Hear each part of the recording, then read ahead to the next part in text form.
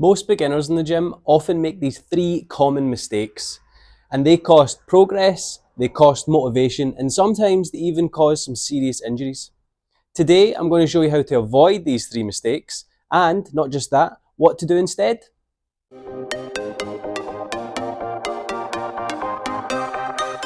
If you're new here, how you doing? I'm Martin. I run a non-profit coaching business called Get Active Coaching, where we help beginners train smarter, stay consistent, and build real strength. Today's video is literally all about that, to try and break down some of the first three common mistakes I see a lot with our new members and hopefully help you start strong and stay strong in the gym. Mistake number one, doing random workouts. A little bit of cardio, a little bit of machine work, maybe mess around with some dumbbells, up the road, repeat. And you've maybe been doing this for weeks, months, or even years, and you've not really seen progress too much. Does that sound like you? Don't worry, I have been there myself, so I totally get it. But no structure, no progress. That's something I kind of like stick to with my own training, but also with my members and my clients. So if you really want to see the weights in the gym increase and your strength and your fitness build over time, you need to be progressively overloading, and you need to be adapting and improving each exercise, workout, whatever it may be, over time. So structure will equal progress. And the easiest and simplest way to do this is right now, pick 5 exercises that you want to improve, that you want to get super strong with. Write them down on a bit of paper. Start off with 3 sets of 10. And then every week, try and add 1 or 2 reps onto that. So for example, 3 sets of 10 today, try 3 sets of 10 to 12 next time you're in the gym. Maybe even bump it to 15. Add a wee bit of weight and drop it back down to 10 and repeat that cycle over a few weeks, a few months of those same exercises. And boom, progressive overload. You've got a wee tiny bit of structure. It doesn't need to be fancy, it doesn't need to be crazy. It just needs to be structured, and it needs to be something that you can follow over a period of time to progress and adapt your movements. Mistake number one, no structure, no progress. So fix your structure, you'll make progress. Mistake number two is weights over form. Now I've seen this time and time again. It's maybe your first few weeks in the gym and your goal is just to lift as heavy as you can, try and impress your pals, try and impress yourself. Before you know it, the lifts went wrong, your technique's shit, your shoulders went in the bench press, your knees went in the squat, and that's you out of the game for a few weeks. Now, you don't have to go down that route, but I've been there myself, been there, done it. So I can speak from experience and say, let's just bypass that little process and let's focus on technique over weights for a change. And what would that look like? That would look like dropping the weight in half, really prioritizing form and technique. Go on Google, YouTube, watch some videos of some athletes and some pros talk down and break down those techniques. Ask your coach in the local gym for some advice, see if they can give you some pointers.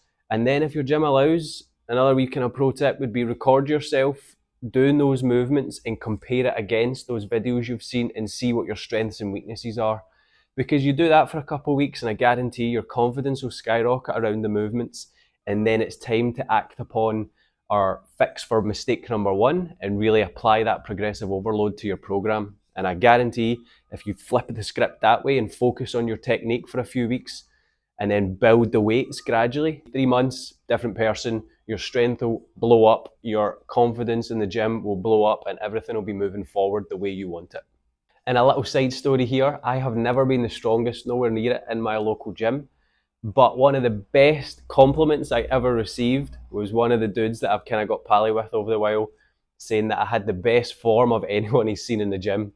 Now, my weight wasn't crazy, but just the time I took to really prioritize and emphasize that posture, that form, that technique, the bracing position, and solidify myself through those movements obviously caught some attention.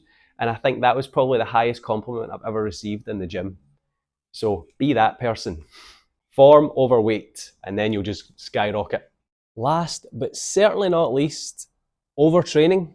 Are you doing too much and not focusing on the stuff like recovery and nutrition? Now, this is probably the big one when it comes to newcomers or beginners in the gym, because it's easy to go into the gym and train hard all the time, go, go, go.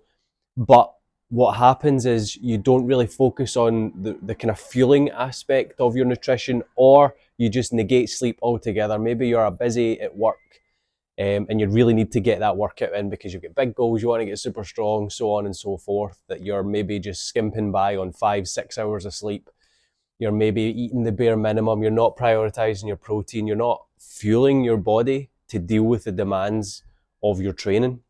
Been there, done it, got the t-shirt. Cheesy, don't know why I said that, but you get my point.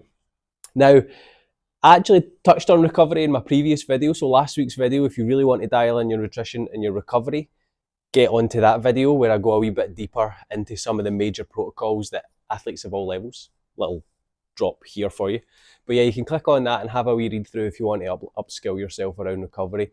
But yeah, for me, it's probably the big one when it comes to newcomers or beginners in the gym is you dial in the training, you get that going, you hit it hard every day, smashing it, but then overtraining, burnout, and it's really actually hampering your progress, quite honestly.